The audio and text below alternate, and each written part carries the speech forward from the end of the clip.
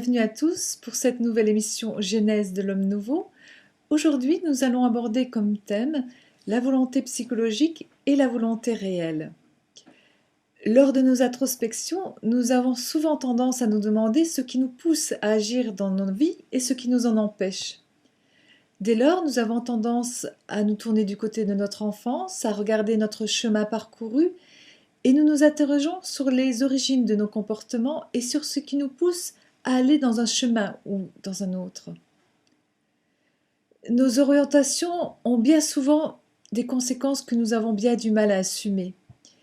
Dès lors, nous remettons en doute notre capacité à discerner, nous errons dans nos doutes et nous finissons par rechercher de nouvelles bases pour nous constituer. Nous nous croyons à la fois libres de décider de notre avenir et en même temps nous réalisons qu'il nous manque quelque chose pour le faire. Mais qu'est-ce qui est à l'origine de ce jeu permanent? Comment parvenir à être en maîtrise de nous-mêmes? Qu'est-ce qui se passe réellement au fond de nous? Qu'est-ce qui nous rend aveugles au point que nous ne sommes pas en mesure de créer notre propre destinée? Oui, vous parlez ici de volonté. Qu'est-ce qui fait que vous n'êtes pas en mesure d'appliquer votre volonté? Ou qu'est-ce qui fait que vous êtes dans une autre sorte de volonté qui est plus forte que vous? C'est ça le problème d'ailleurs. Le problème de l'ego involutif, de la personne qui fonctionne de façon psychologique, c'est qu'elle est dans la volonté des programmes. Elle n'est pas dans sa propre volonté, dans le sens qu'elle n'a jamais ou presque manifesté une volonté en dehors de sa programmation. Donc elle vit un plan de vie prédéterminé, elle se croit libre, elle croit avoir un libre arbitre, mais au fond, elle n'a pas de... Elle ne fonctionne pas ou elle ne vit pas à partir de sa propre volonté. Alors c'est la raison pour laquelle elle a de la difficulté à créer sa destinée. Oui, elle est sous l'emprise de sa programmation en permanence alors. Oui, tant qu'une personne ne s'est pas éveillée à cette réalité-là, elle demeure prisonnière d'une volonté qu'elle ne connaît pas, d'une volonté qui ressort de sa programmation. Autrement dit, des automatismes qu'elle subit constamment. Alors comment voulez-vous qu'elle soit dans sa propre volonté ou dans sa propre intelligence finalement? Pourtant, bien souvent, l'homme a l'impression d'être dans sa volonté. Oui, il a l'impression, c'est la raison pour laquelle il y demeure prisonnier. Parce qu'il a l'impression, parce qu'il s'identifie sans savoir à cette volonté-là. Il s'identifie à sa pensée, à ses ressentis, etc. Et dans le fond, sa pensée, ses ressentis sont créés de toutes pièces par sa programmation. Sont soufflés, si vous voulez. C'est évident qu'il ne s'en rend pas compte. S'il s'en rendait compte, il s'opposerait. Mais il ne s'oppose pas. Donc, il y a une résistance à son évolution. L'homme n'évolue pas, involue plutôt, parce qu'il n'est pas éveillé à cette réalité-là. Tout simplement. L'éveil, c'est pas les grosses lumières et les feux d'artifice.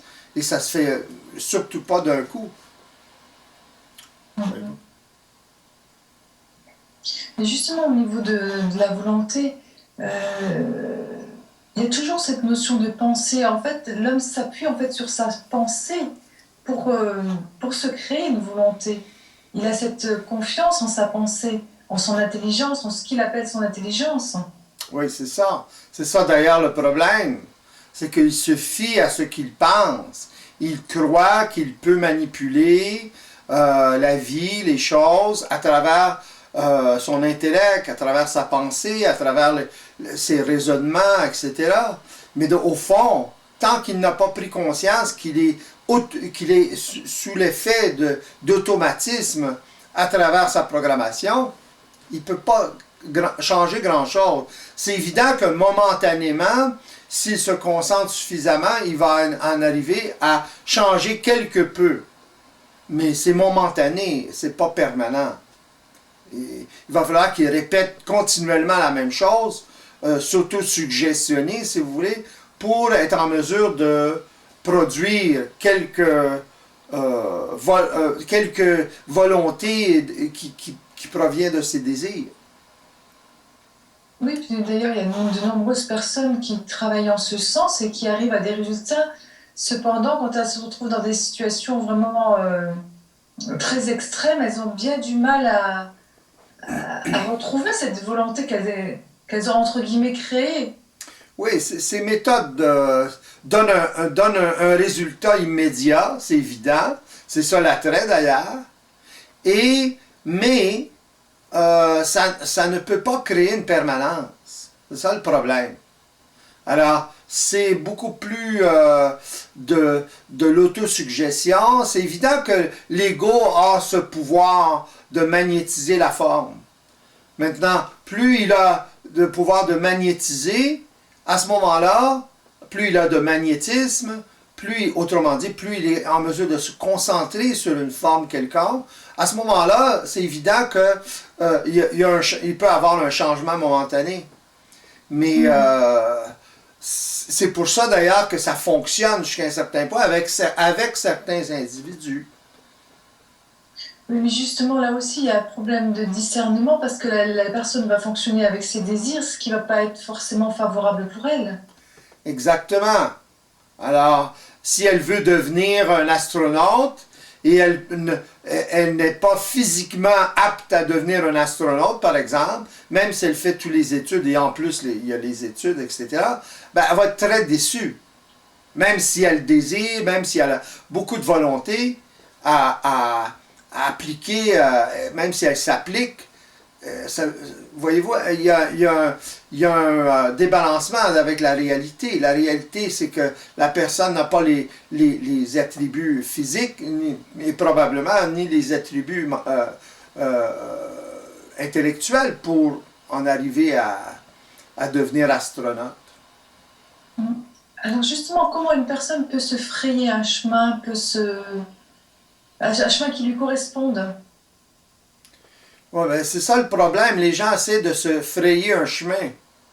Voyez-vous? Je comprends ce que vous voulez dire dans le sens que, oui, mais c'est pas de se frayer un chemin. C'est tout simplement de s'éveiller à la réalité involutive. Autrement dit, de quoi elle est composée, cette réalité involutive-là. Autrement dit, qu'est-ce que l'homme vit en ce moment? Quelle est la nature de la conscience de l'homme actuel? C'est ça qui est important à savoir. Alors, l'homme, à ce moment-là, l'individu commence à se savoir, commence à savoir ce qui se passe. Mais si vous regardez dans le monde, la plupart des individus ne savent pas ce qui se passe à la base. C'est la base qui est importante. Donc il est important qu'il se concentre sur sa mécanique. Est-ce que c'est ça que vous voulez dire? Il est important que l'individu prenne conscience de la mécanique, exactement, et soit informé sur ce qui se passe réellement. Mais a priori, il faut qu'il soit ouvert à cette information-là. Si la personne n'est pas ouverte à cette information-là, elle ne peut pas l'absorber ou elle va tout simplement l'interpréter. De toute façon, même avec la meilleure des volontés, la bonne volonté d'un individu, il va interpréter cette information-là. C'est normal, puisqu'il la filtre à travers sa conscience psychologique. Au début, c'est normal. Au fur et à mesure qu'il va absorber cette information-là, vibratoirement absorber cette information-là, autrement dit, vivre l'expérience de cette réalité-là, ou commencer à entrer en contact avec, autrement dit, vivre l'expérience avec cette réalité-là, à ce moment-là, il va accumuler de cette vibration-là, de cette réalité-là, et à un moment donné, il va être en mesure de saisir beaucoup plus précisément ce qu'il en est.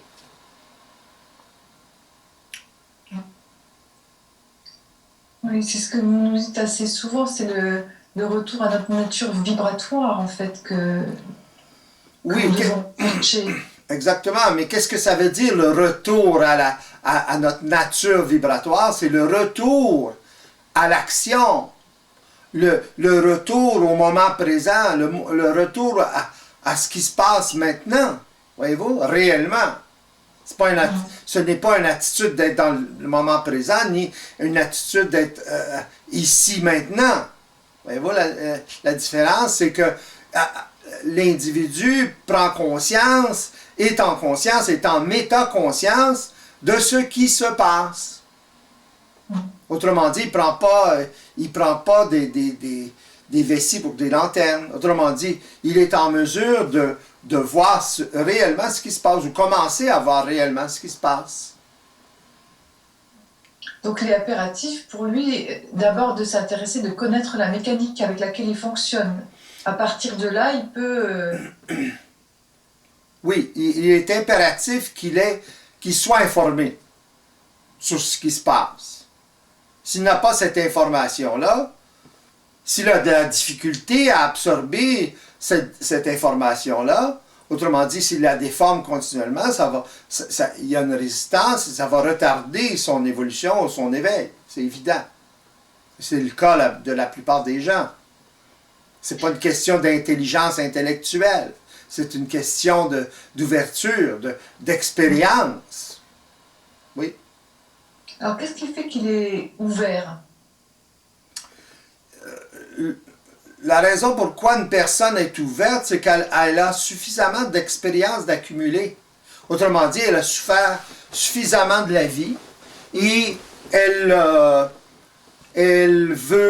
besoin, il y a une volonté en elle qui la pousse à laisser tomber plus facilement les formes, les croyances, etc., auxquelles elle adhérait auparavant. Justement, est-ce que c'est une prémisse de volonté réelle, ce type de volonté? Oui, exactement. Même si la personne ne le sait pas, même si c'est pas clair, ça fait partie d'une volonté réelle puisque ça s'oppose à la volonté des programmes ou à la résultante de la volonté des programmes, qui est la conscience dans laquelle l'individu baigne, autrement dit manifeste. Alors les personnes qui font du travail en développement personnel et qui recherchent à éclaircir au niveau de leur pattern, etc., est-ce que c'est une part de volonté réelle aussi qui fait qu'ils prennent ce chemin? Il y a toujours derrière une volonté réelle de s'en sortir, de sortir de la souffrance, mais elle est interprétée psychologiquement. Une personne qui est apte à s'éveiller plus facilement, il va avoir moins d'interprétation, il va avoir moins de résistance. C'est ça la différence. Alors, l'individu qui n'est pas suffisamment évolué ou qui a besoin de vivre des expériences, va vivre l'expérience du développement personnel, etc., tous les genres d'éveil mystique, etc., pour en arriver un jour à réaliser que ça ne fonctionne pas. Et lorsqu'il aura réalisé ça, ou commencé à réaliser ça, éventuellement, il va arriver en contact avec une personne qui est éveillée, et éventuellement. Et à ce moment-là, ben, il va être plus apte à absorber cette information-là. Est-ce que la volonté réelle, c'est tout simplement la volonté de vie qui pousse toujours pour se connaître, pour Oui, dans un sens, c'est la volonté systémique, mais individualisée. D'accord. Toujours dans un but évolutif, en fait, et créatif. C'est dans un but créatif, c'est toujours dans le but d'être bien dans sa peau et ne pas souffrir. Le critère d'évolution, il est là. C'est pas un désir d'évoluer. C'est un besoin de ne plus souffrir de la vie. D'être bien. D'être à l'aise le plus possible. Donc, l'individu qui s'éveille devient de plus en plus, développe une expertise à régler les problèmes. Ça ne veut pas dire qu'il n'y a pas de problème. Ça veut dire qu'il a une habilité à régler les problèmes. Donc, en relation avec d'autres individus, il a une volonté réelle de régler les problèmes, par exemple relationnels, etc., etc. Donc, si vous avez deux personnes éveillées ou relativement éveillées qui ont une volonté réelle de régler la problématique, par exemple, entre eux, momentanée, à ce moment-là, ils vont la régler. Ils vont aller au-delà de leur personnalité ou au-delà de la problématique. Pourquoi? Pour avoir la paix. Pourquoi? Pour être bien dans sa peau. Pourquoi? Pour être beaucoup plus créatif, donc plus riche. C'est une question de richesse, finalement. Intérieure. Une richesse créative, dans le sens d'être en mesure. Si vous êtes en relation avec une personne, vous pouvez créer des choses que vous ne pouvez pas créer seul. Si vous êtes en relation avec 5 personnes, vous pouvez créer des choses que vous ne pouvez pas créer avec seulement 2 personnes. Donc, plus il y a de personnes qui sont aptes à échanger cette énergie-là ou à faire circuler l'énergie entre eux, autrement dit, à régler les problématiques qui bloquent cette énergie créative entre eux, à ce moment-là, vous allez créer des choses, ils vont créer des choses, des formes qui sont inédites, qui n'ont jamais été créées. Et ça va les enrichir encore plus. Donc, ils vont être beaucoup mieux dans leur peau, etc. Ils vont être plus à l'aise, etc., etc., etc. Ça revient de se sortir de la survie, finalement, à tous les points de vue. Est-ce que l'homme, au jour d'aujourd'hui, se rend réellement compte qu'il est en état de survie? Oui et non. Oui et non. Pour lui, la survie, moi, je dirais ça. C'est combler ses désirs. S'il est en mesure de combler ses désirs, il n'est pas dans la survie. Pour lui. S'il est en mesure de combler ses désirs, ou ne pas combler ses désirs, à ce moment-là, il va se sentir dans la survie. Une personne pauvre, par exemple, etc.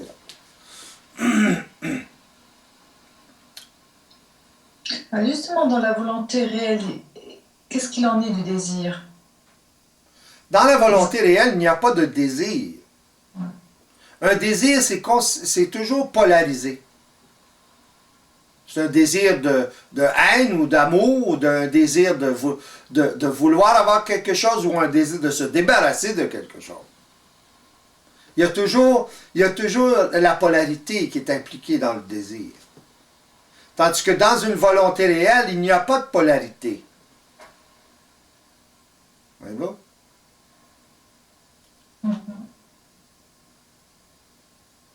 Parce que... Oui. Non, allez-y. Parce que dans une volonté réelle, la prémisse n'est pas psychologique. La prémisse, elle est systémique, elle est pratique, si vous voulez. C'est ça la différence. Une personne qui s'éveille, c'est parce qu'elle a transmuté, elle a été au-delà de la polarité. Regardez les gens qui souffrent, qui sont toujours en souffrance psychologique ou physique, etc. C'est parce qu'ils polarisent. Donc, la moindre chose, la moindre problématique devient très négative pour eux. Ils la polarisent. Plus ils ont une capacité de magnétiser la forme, autrement dit un intellect développé, plus il dramatise, plus il polarise, plus ils ont de capacité de magnétiser la forme de façon négative ou positive. Habituellement, ces gens-là sont très vibrants. Mais la capacité vibratoire à ce moment-là dessert l'individu. Ça lui dit, c'est quoi? Pourquoi? Parce que la réalité, la vie lui dit, c'est pas comme ça que ça fonctionne. Ajuste-toi. Alors, pour une personne éveillée, aussitôt qu'il souffre, il sait qu'il doit s'ajuster.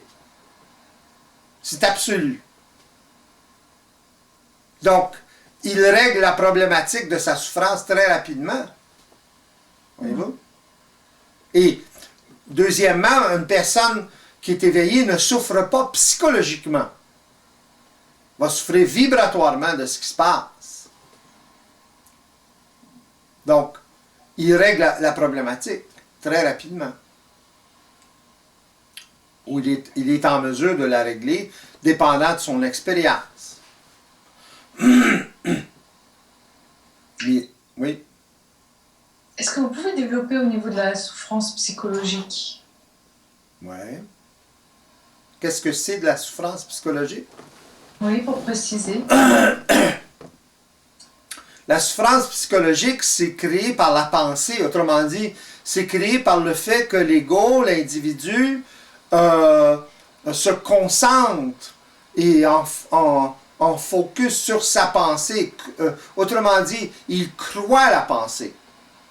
Il croit que la réalité sa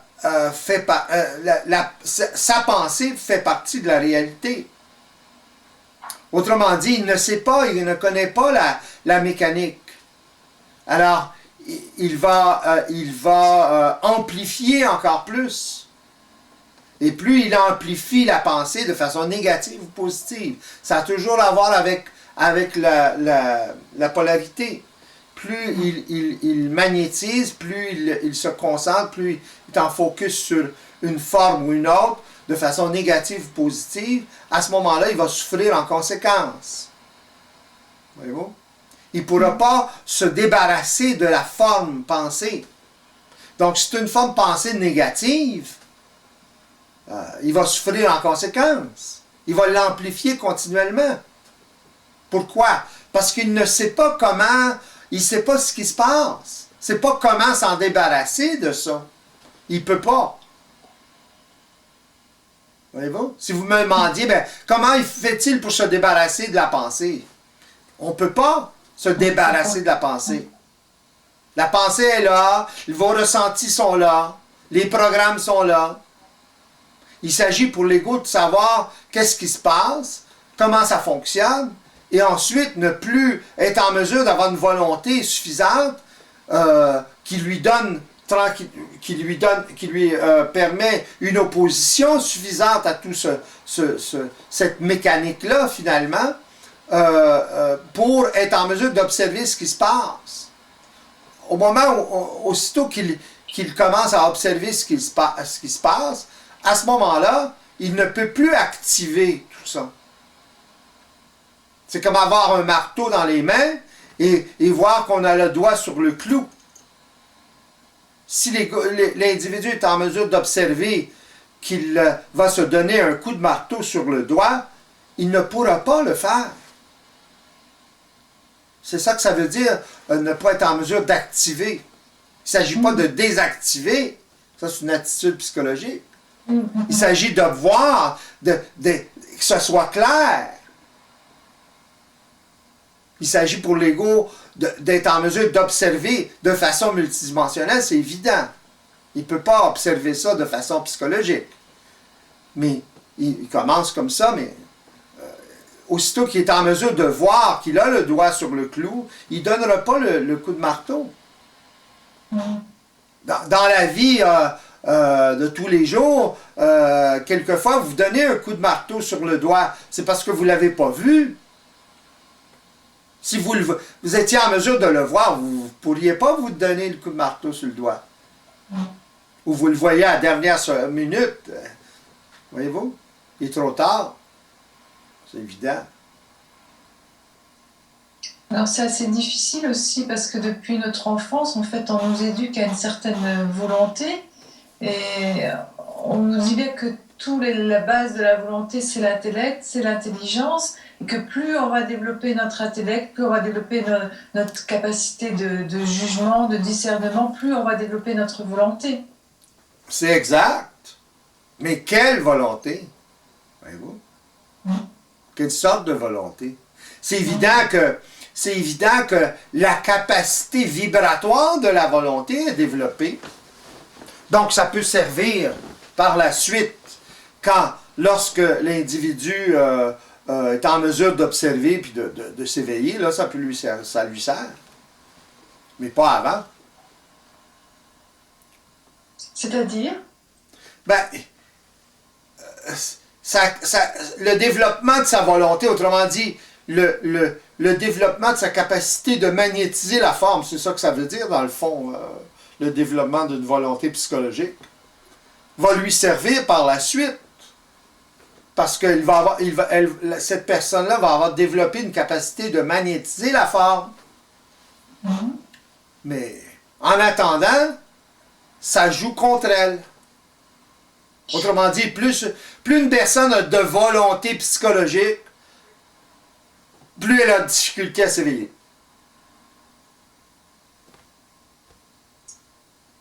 C'est automatique. Parce qu'il y a beaucoup plus de résistance.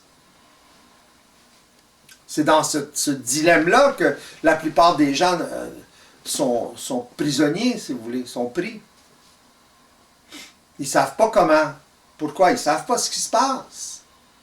S'ils savaient ce qui se passe, à ce moment-là, ils pourraient commencer à observer ce qui se passe réellement. Donc, à partir du point de vue de l'observateur, ou une fois que l'observateur est suffisamment développé, autrement dit, suffisamment d'expérience, à ce moment-là, ça commence à être différent comme perspective.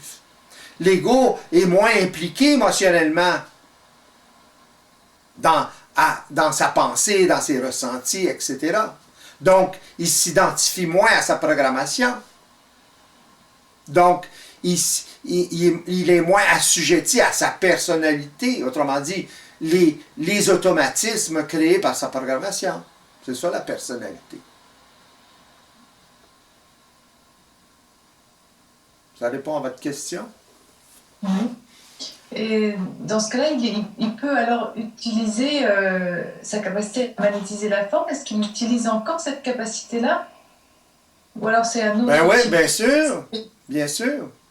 Il utilise la même capacité, excepté qu'il n'est pas assujetti à la forme. Mais c'est juste l'assujettissement, en fait, qui est la différence. Exactement. Regardez comment je parle. Est-ce que je parle de façon avec des doutes dans mon mental, avec des doutes? Est-ce qu'il y a un doute dans ce que je dis? Non. C'est ça. J'utilise la forme. Voyez-vous? Je magnétise la forme. Mais je ne suis pas assujetti à cette forme-là. Demain, je peux élaborer encore plus. C'est comme ça qu'on est créatif, qu'on arrive à avoir une parole qui est créative. Si on s'attache à la forme de ce qu'on dit, on crée un dogme, on s'arrête. On ne peut pas évoluer. Ça s'arrête là. C'est ça le problème de tous les philosophies, les religions, etc. Ça s'arrête là. Alors justement, les philosophies cherchent en permanence à comprendre la réalité. Alors la compréhension, est-ce que c'est quelque chose qui est purement psychologique, ce besoin de comprendre de l'homme? Oui, parce que à ce moment-là, il essaie d'amener dans une boîte carrée quelque chose qui est rond. Ça ne rentre pas.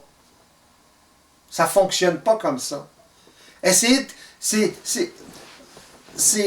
comme essayer de comprendre quelque chose qui n'est pas psychologique à partir d'une prémisse psychologique, autrement dit à partir de raisonnement psychologique ou à partir d'une base psychologique. Voyez-vous le dilemme, là? C'est ça le dilemme, c'est ça qui est difficile Le psychologique peut servir par la suite, c'est évident, mais il peut servir seulement en fonction du fait que l'ego ou l'individu n'est pas en mesure de s'attacher émotionnellement à la forme. Elle est là la clé. Mais ça, c'est pas par attitude qu'on arrive à ne plus s'attacher à la forme. Chasser le naturel, il revient au galop. Voyez-vous? C'est un processus.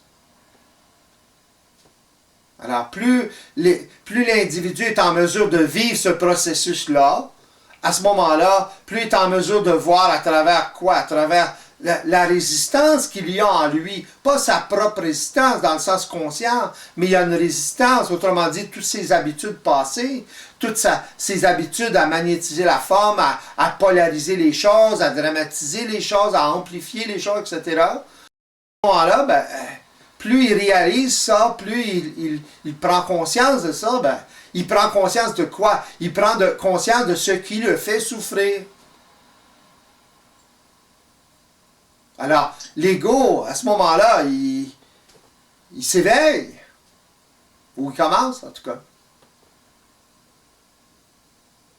Et est-ce que c'est justement de la vision de ce qui le fait souffrir qui va l'amener à créer une volonté réelle? C'est la réalisation de ce qui le fait souffrir, réellement. Qu'est-ce qui fait souffrir l'individu qui fonctionne de façon psychologique? Ce sont les automatismes dans ces programmes. C'est le fait qu'il s'identifie à ses ressentis, s'identifie à sa pensée. Alors, tant qu'il s'identifie à sa pensée, à ses ressentis, il est sous le joug de sa personnalité, il est sous le joug des automatismes de sa programmation. Alors, où il est, lui? Il est comme une marionnette. Il est marionnetté par la vie. Pourquoi? Parce qu'il est ignorant. Il ignore comment ça fonctionne. Il ne veut pas savoir ça. Il ne veut pas savoir qu'il est automatisé, qu'il fonctionne sur le pilote automatique, qu'il y a très peu de lui-même réel qui fonctionne sans automatisme. L'individu, l'ego involutif ne veut pas savoir ça. Non. Il s'oppose à ça. Mais quand il s'oppose à ça, il est en résistance à cette réalité-là, à l'éveil. Mais il ne sait pas. Il veut que ce soit de la façon qu'il croit que ça est. Comment peut-il savoir, à même une conscience psychologique inférieure, comment ça fonctionne?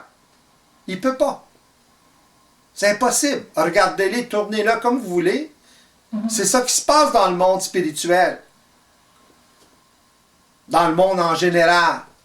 Puis oui, tout le monde est persuadé d'avoir un libre arbitre, d'être libre. C'est ça. Ils veulent que la réalité soit ce qu'ils désirent, ce qu'ils pensent, etc. La réalité n'est pas pensable psychologiquement. Ça se pense pas. Ça ne peut pas se penser. C'est ça le problème.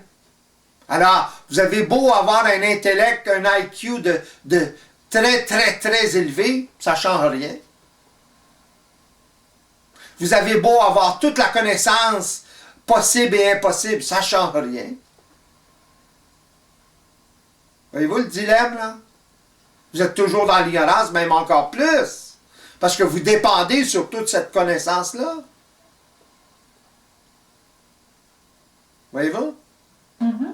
C'est pas la connaissance qui crée l'éveil, non? Ou qui peut permettre l'éveil. Ça ne fonctionne pas comme ça. Alors, d'après ce que vous nous dites, on arrive à atteindre la réalité une fois qu'on a développé ce nouveau sens d'observation multidimensionnelle. Et une fois qu'on a réalisé ce que je viens de dire, ou qu'on commence à réaliser ça, alors à ce moment-là, on dépend moins là-dessus, ou on a moins tendance, on est moins ignorant de ce qui se passe. Voyez-vous, on est moins dépendant.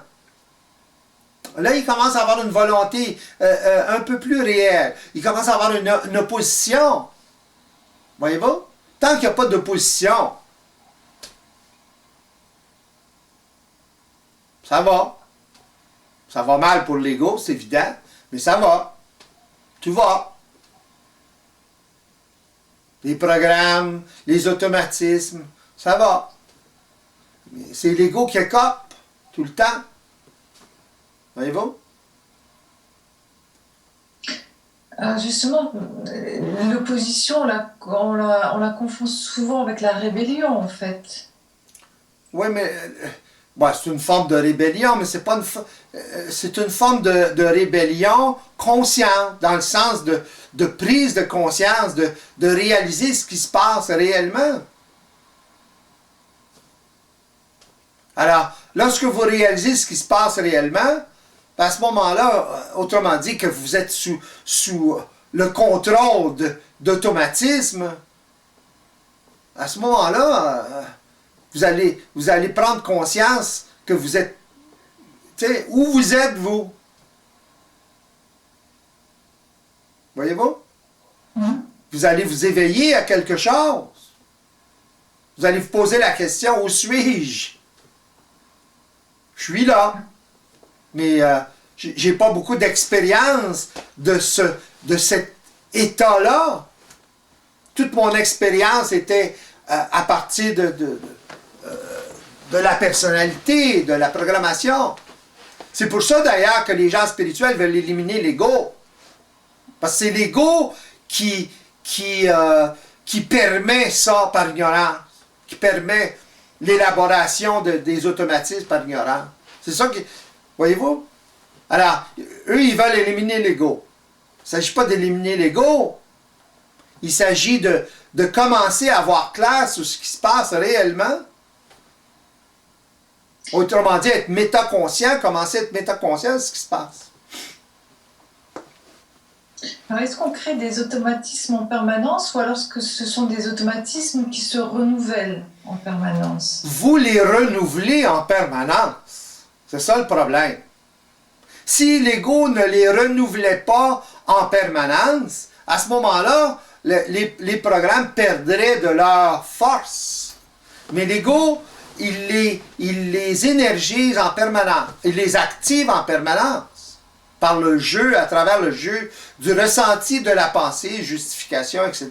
Quand il embarque dans toutes les justifications, genre, c'est plus fort que moi. Hein?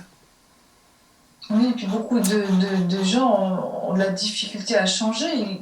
Justement, ils voudraient changer, ils essayent un moment, mais... Oui, mais ils voudraient changer pour quelque chose qui est encore psychologique, autrement dit, qui est différent, mais qui est dans la boîte psychologique. Voyez-vous? Qui est à même le giron involutif. C'est ça le problème. Ils veulent changer, mais selon l'image ou les désirs qu'ils ont de ce que c'est un changement. Ou de ce que c'est ne plus souffrir. Voyez-vous? Ils veulent ne plus souffrir, mais se maintenir attachés à leur forme quand même, leur toutou. Voyez-vous? Ils veulent garder leur toutou quand même. C'est ça le problème. Ah, ils sont prêts à tout, excepté lâcher prise du toutou. Le toutou positif ou négatif, quel que soit le toutou. La forme. Voyez-vous? C'est ça le changement qu'ils veulent. Mais ils prédéterminent le changement. Autrement dit, ils le savent d'avance ce qu'ils veulent. Alors, ils sont dans quelle volonté, eux? Là? C'est évident qu'ils sont dans la volonté des programmes. Alors, ils se font prendre encore une fois. Puis ils vont se faire prendre comme ça 1001 fois dans leur vie. Il y en a qui meurent comme ça. Alors, il n'y a pas suffisamment d'expérience. Ça prend ce genre d'expérience-là de se faire prendre, puis se faire prendre, puis se faire prendre, puis ressouffrir, souffrir encore plus, etc., pour que finalement l'ego commence à réaliser, s'il est en contact avec une personne éveillée qui l'informe, qui peut l'informer, à ce moment-là, il peut commencer à s'en sortir. Puis même là, c'est pas évident. Imaginez quelqu'un qui n'est pas informé du tout à quel point il est dans la mélasse. C'est un cercle vicieux infernal. C'est ça l'enfer, d'ailleurs. Puis, il y a beaucoup de personnes, notamment il y a des grands écrivains ou des chanteurs qui sont persuadés de vivre leur destinée, en fait. Ils ont ça au fond d'eux depuis tout petit et quelque part, c'est la justesse de leur vie. Ils ne se verraient pas faire autre chose. Oui, mais la destinée, ça n'a pas à faire avec la forme de votre métier ou de ce que vous faites, votre talent, etc. C'est pas ça la destinée. C'est une partie de... Mais c'est pas ça. Beaucoup de gens le croient quand même. Une vibration, quand une personne a une vibration spécifique, il peut la véhiculer dans plusieurs formes. Voyez-vous? Alors, un chanteur peut faire autre chose aussi. Oui, c'est bien souvent le cas d'ailleurs. C'est ça. Un acteur peut faire autre chose aussi. À partir de cette vibration-là. Voyez-vous? Mais quand l'ego désire être acteur ou chanteur, etc., ben il y a les conséquences qui viennent avec. Voyez-vous? C'est un cadeau, ça peut être un cadeau empoisonné. La plupart du temps, ça l'est. J'écoutais une émission de télévision d'une chanteuse, je ne me rappelle plus son nom, là, elle a eu beaucoup de succès très rapidement. Elle n'a pas été en mesure d'absorber sa popularité, la notoriété, etc. Pourtant, probablement qu'elle désirait ça. Voyez-vous? Alors, elle s'est foutue dans une situation. Elle avait une bonne voix, probablement. Et elle s'est foutue dans cette situation-là. Et par la suite, dépression, etc. Parce qu'elle n'était pas en mesure d'absorber cette réalité-là. Pourtant, elle a vécu le succès, etc. Mais c'est une question d'être en mesure d'absorber la réalité qu'on crée. C'est ça le problème humain. Regardez toutes les inventions que l'homme crée qu'il n'est pas en mesure de gérer. Alors, plus ça va, pire c'est. On s'en va dans la nanotechnologie, imaginez. C'est pas évident à gérer, ça, là.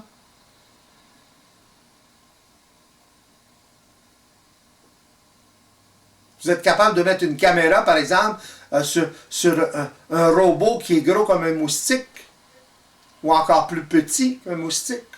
Imaginez. Imaginez les conséquences, là. Qui va gérer ça? C'est ça le problème. C'est pas la robotique, par exemple, ou le fait de la miniaturisation. C'est pas ça le problème. Le problème, c'est l'humain qui va gérer ça. Est-il suffisamment compétent? Voyez-vous? Alors, c'est comme donner des allumettes à un enfant, là. C'est ça le danger. Le danger, c'est pas la technologie comme telle. C'est la capacité de la gérer, cette technologie-là. C'est comme l'Internet. C'est très difficile maintenant pour les gouvernements de gérer l'Internet. Voyez-vous? Puis ça va être de plus en plus difficile. Même s'ils veulent le faire. Il est trop tard maintenant.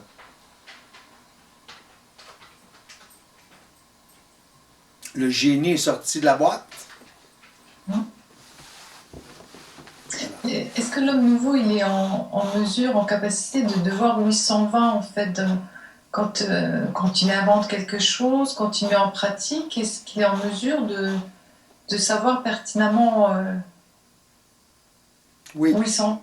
Oui, continuellement. Pourquoi? Parce qu'il il fait des mouvements. Il regarde ce que ce mouvement-là perpétue, fait, etc. Comment ça se comporte. Il base les autres mouvements là-dessus. Il est toujours dans la réalité. Donc, il sait s'il est capable de gérer ça ou pas, très rapidement. Voyez-vous? Quelle que soit la forme. Il y a quand même une base de découverte qui reste présente. Qu'est-ce que vous voulez dire? Parce que bon, de la façon dont vous parlez, on a l'impression que bon, c'est comme s'il avançait tout doucement dans la réalité, au fur et à mesure, selon ses mouvements, qu'il était guidé en fait, qu'il savait pertinemment où il allait. Et l'homme évolutif, en fait, il va faire une découverte, il va essayer, quoi. Il va essayer de mettre en œuvre. Oui, mais très souvent, il va trop rapidement. Voyez-vous? C'est ça le problème. Alors, la technologie dépasse sa capacité de la gérer. Tandis qu'une personne qui est éveillée ne peut pas fonctionner comme ça. Il développe la capacité de le gérer au fur et à mesure. Sinon, il ne le développe pas. Un fou. Il a une guidance. Voyons. Tu sais? Si je fais, je sais pas moi, j'invente quelque chose, par exemple, pour chauffer ma maison, puis j'expérimente, puis je vois que je peux pas contrôler la flamme. Pensez-vous que je vais mettre ça dans ma maison? Voyez-vous ce que je veux dire? Je vais y aller tranquillement, je vais expérimenter, je vais voir ce que ça donne. Voyez-vous? C'est la différence, là. Il y a un discernement là-dedans, là. Je fonctionne avec le réel et non pas avec seulement le virtuel dans ma pensée. J'invente pas ça. Oui, je me sers de ma capacité de voir ou de m'imaginer, etc. Mais je vérifie dans la matière. Je me sers de la pensée ou de la capacité de penser, de voir, de m'imaginer. Voyez-vous? Plus cette capacité-là est développée, plus je vérifie dans la matière. Immédiatement. Un être éveillé ne peut pas se fier à sa pensée. Autrement dit, ne peut pas, contrairement à ce que l'homme évolutif peut penser, il peut pas dépendre que sur sa capacité virtuelle. Voyez-vous? Il vérifie continuellement. Un être qui est éveillé beaucoup plus vigilant. On dirait le contraire, mais c'est comme ça. Pour l'être qui fonctionne de façon psychologique, lui, il s'imagine que plus il est éveillé, moins il a besoin d'être vigilant, puis être sur ses gardes, etc. La facilité, quoi. Mais pour l'être éveillé, ça devient facile, justement, d'être vigilant. Voyez-vous? Ça veut dire quoi, de la vigilance? Ça veut dire de l'observation. C'est sa capacité d'observation qui se développe et qui évolue, finalement. Et puis se resituer en permanence. Il se resitue en permanence. Il ne s'imagine pas des châteaux en Espagne continuellement, là. Il ne se construit pas des châteaux en Espagne continuellement. Il fonctionne avec ce qu'il a. Donc, il est beaucoup plus efficace. Ça ne veut pas dire qu'il ne peut pas construire un château en Espagne. Voyez-vous la différence? Bien sûr. Mais il est plus sous le joug de ses désirs, donc tout peut s'ouvrir à lui. Oui, parce qu'il est dans sa propre volonté, dans sa volonté réelle. Voyez-vous? C'est ça de la volonté réelle. Il fonctionne avec le système, avec la réalité, et non pas avec ce qu'il pense, ce qu'il croit, ce qu'il peut s'imaginer seulement. Voyez-vous, là? Il vérifie ce qu'il s'imagine, autrement dit. Il allie le virtuel et la matière. Qu'est-ce que c'est le virtuel? C'est des vibrations. C'est des vibrations qui créent les images dans votre mental. Il y a une idée, il y a une prémisse vibratoire en premier lieu. Voyez-vous? Qui devient une forme par la suite. Une mise en vibration, et ensuite ça devient une forme mentale, donc la pensée. Alors, lorsqu'on ne magnétise pas la pensée de façon positive ou négative, on la traite comme elle est, autrement dit, on l'utilise, on la vérifie.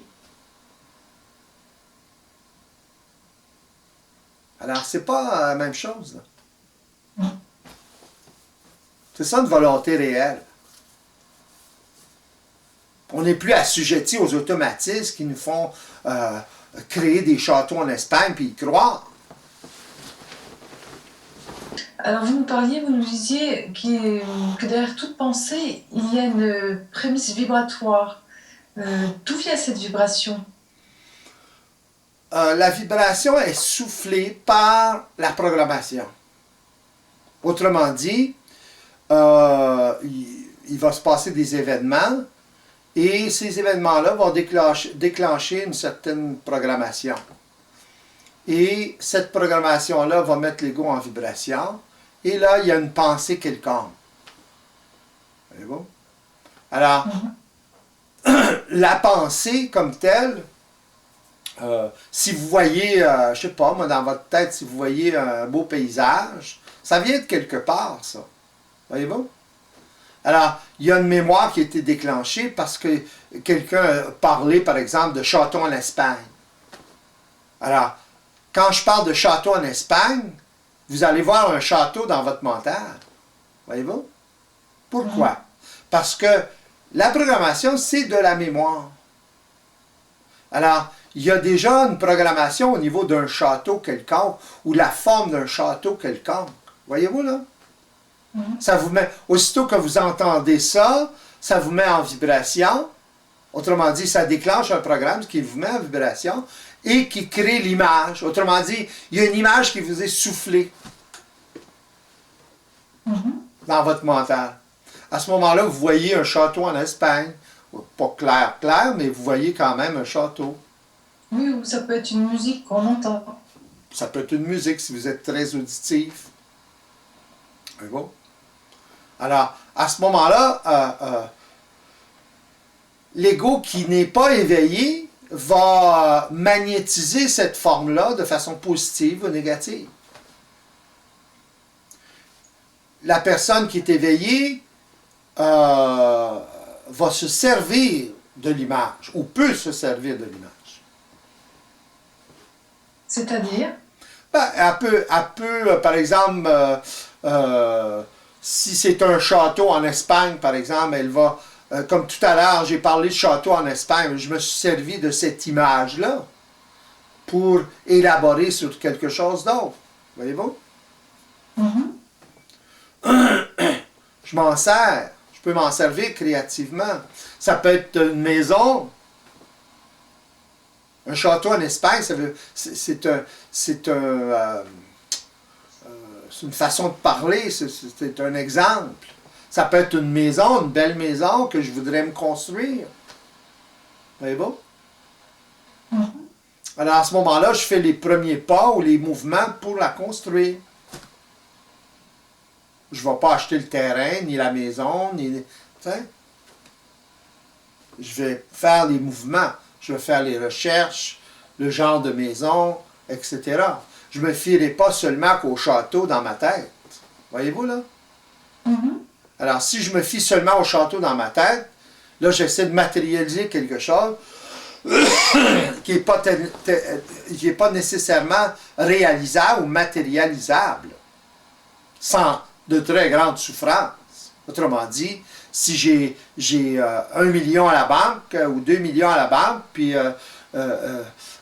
le château me coûte 1 million 3/4 et plus, voyez-vous là, il y a l'entretien qui vient après, il y a toutes sortes de choses.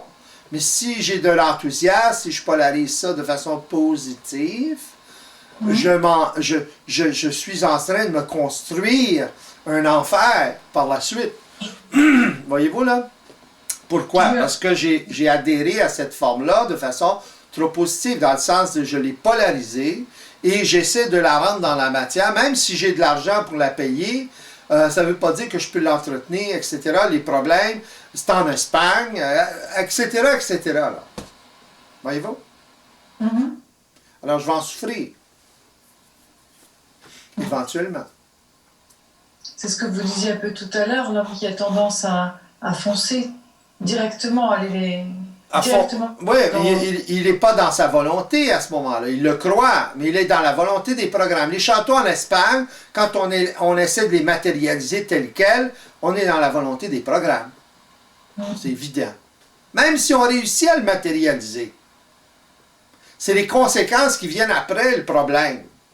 Voyez-vous? Tout à fait. C'est pas le château en Espagne qui est le problème, nécessairement.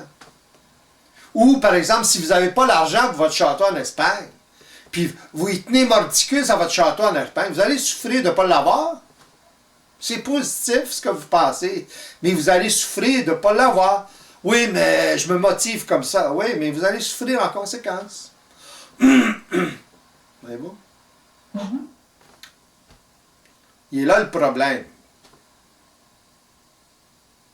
Il y en a un qui est ajusté à la réalité, l'autre qui ne l'est pas du tout. Dans le sens que c'est des automatismes. Alors, l'ego involutif l'ego en général, l'homme doit réaliser qu'il est assujetti à une programmation qui crée des automatismes. Et qu'il est dans ce genre de volonté-là. Il doit réaliser ça. S'il ne réalise pas ça, ben, il va souffrir en conséquence jusqu'au moment où il le réalise. L'homme n'est pas libre. Il est assujetti à sa programmation. Alors, il n'est pas libre. Puis ça lui fait croire qu'il a un libre arbitre. Imaginez. Il est dans la liberté des programmes. Il est libre en autant qu'il suit la programmation. Mhm. Voyez-vous? Oui. Mais il n'est pas libre. Puisqu'il est, il est un automate, il est totalement automatisé. Où il est, lui? Dans tout ça, il suit. Il se fait avoir constamment. Par ignorance, il ne sait pas. Il se croit intelligent puisqu'il a la conscience. Mais la conscience de quoi? D'où elle vient, cette conscience-là? La conscience, c'est le fruit de la programmation. C'est la résultante de la programmation, imaginez. Alors, une fois que la conscience est présente, voyez-vous, différente de l'animal, plus évoluée, à ce moment-là, cette conscience-là, ce que vous appelez l'ego ou l'esprit, etc., cette conscience-là va commencer à souffrir ou souffre du manque d'ajustement de la programmation. Pourquoi? Parce que la programmation s'est créée d'elle-même, fait partie du système. Alors, à ce moment-là, elle va développer un sens d'elle-même. C'est elle qui souffre. C'est vous qui souffrez. C'est moi qui est dans la matière. Voyez-vous? C'est moi qui souffre ça. Alors, ça crée une capacité de soi-même, de soi. Voyez-vous? C'est ça que ça a créé.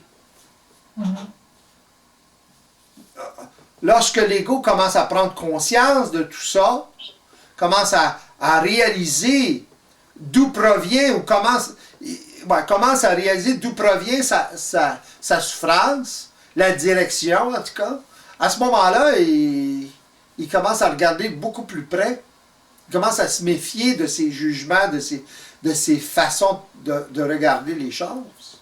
Voyez-vous? C'est quand il commence à fonctionner, comme je parlais tout à l'heure, dans le sens de vérifier constamment, que là, il commence à développer un discernement différent. Là, il commence à réaliser qu'il n'est pas dans sa volonté réelle, puis il commence à réaliser qu'est-ce que c'est être dans sa volonté réelle, ou commencer à l'être, etc. Voyez-vous? C'est là qu'il s'ajuste. C'est tout un apprentissage aussi, la volonté réelle. Pardon? C'est tout un apprentissage. C'est un apprentissage, mais c'est l'apprentissage de ne plus être dans votre volonté psychologique. C'est tout simplement ça. C'est très facile de manifester une volonté réelle. Très, très facile.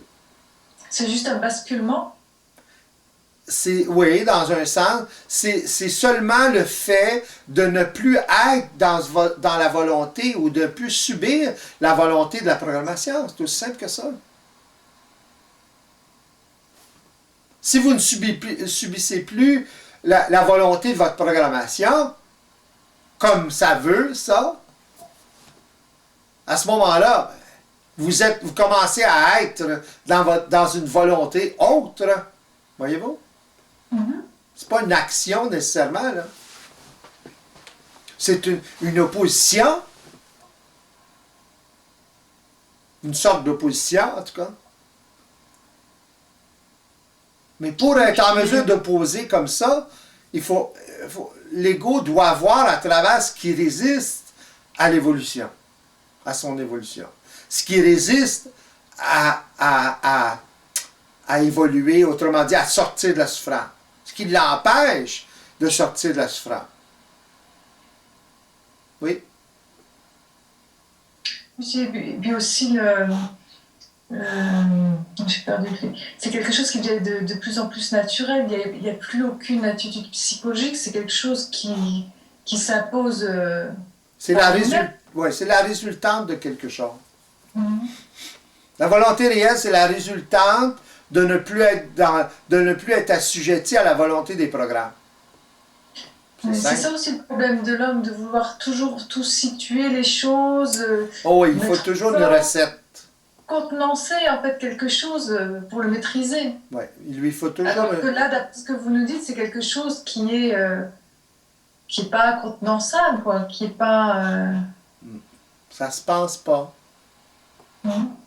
Ça peut pas se penser par un ego qui fonctionne de façon psychologique. Là, vous l'entendez, vous pouvez le répéter, mais ça ne veut pas dire que vous le savez. Voyez-vous la différence, là? Si vous le répétez et puis vous ne le savez pas, vous êtes dans l'attitude psychologique. Pourtant, vous allez dire la même chose. Ou près, anyway. C'est comme ça que l'ego se fait prendre lorsqu'il est en apprentissage. Alors, c'est ça la différence entre la volonté réelle et la volonté psychologique. Et la vibration qui change aussi, non? Oui, la vibration est différente. C'est quoi une vibration? Voyez-vous? Un nouveau programme dans le cas de la volonté réelle? C'est pas tellement un nouveau programme comme une réalité différente qui implique des choses différentes, des résultats différents. Par exemple, si je parle à quelqu'un puis il parle de façon très polarisée, il manifeste une vibration. Voyez-vous? Il manifeste une certaine conscience.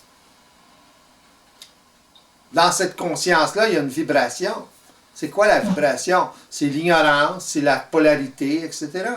Alors, lorsque j'entends quelqu'un parler, je peux le situer au niveau de sa conscience. Lui, il ne se situe pas, c'est évident, là.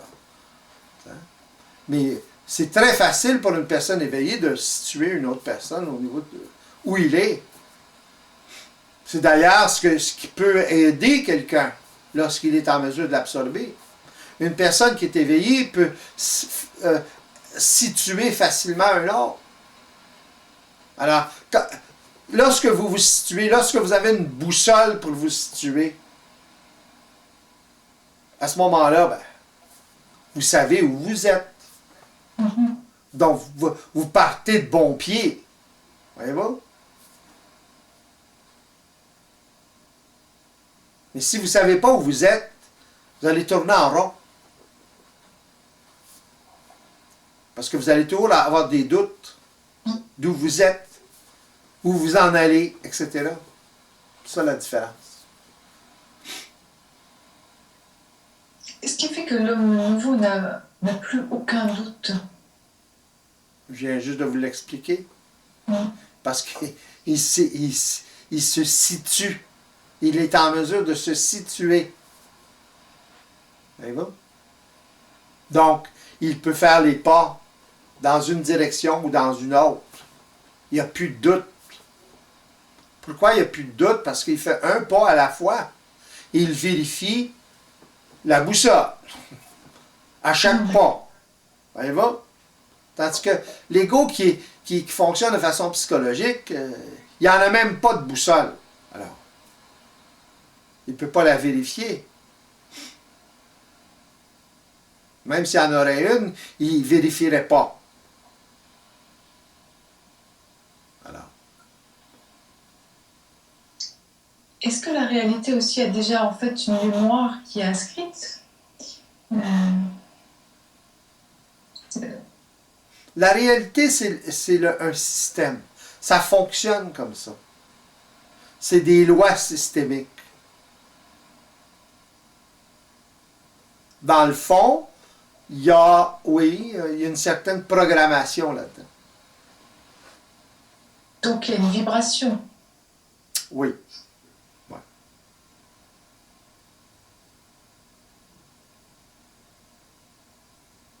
C'est la vibration qui se dégage du système. C'est à l'homme à le voir ou à l'observer, en arriver à l'observer, pas à le deviner. L'homme psychologique essaie de deviner tout ça. Et puis il interprète beaucoup. C'est ça. Il l'interprète toujours à partir d'une prémisse psychologique, autrement dit, d'une volonté psychologique. Alors, c'est ça la différence. On va terminer là-dessus. C'est ça la différence entre une volonté réelle et une volonté psychologique. Durant cette émission, il nous est apparu clairement que l'homme n'est pas dans sa volonté réelle, mais dans la volonté de sa programmation, et de ce fait subit un plan de vie prédéterminé qu'il est impuissant à altérer. Tant qu'il sera désinformé sur les rouages de la conscience évolutive dans laquelle il vit, il continuera à croire qu'il est libre de gérer sa vie selon son bon vouloir, enfermé dans sa croyance à un libre arbitre. L'être humain ne peut contourner le fait qu'il a besoin de réaliser à quel point il est géré par le biais d'une volonté automatisée et qu'il se maintient lui-même prisonnier d'une programmation à l'origine de ces automatismes. À partir du moment où il commencera à s'opposer à ces schémas répétitifs, il se créera chez lui l'embryon d'une volonté réelle, résultant du fait qu'il est en mesure d'observer de façon multidimensionnelle ce qui se passe lorsqu'il est mis en vibration par certains événements. L'individu qui est dans un processus d'éveil, étant de moins en moins émotionnellement attaché à la forme, commencera à se servir de cette énergie au lieu de continuellement la subir. C'est ainsi qu'il pourra commencer à manifester une volonté réelle qui permettra le développement d'un sens multidimensionnel qui fera naître en lui son bien-être et sa paix.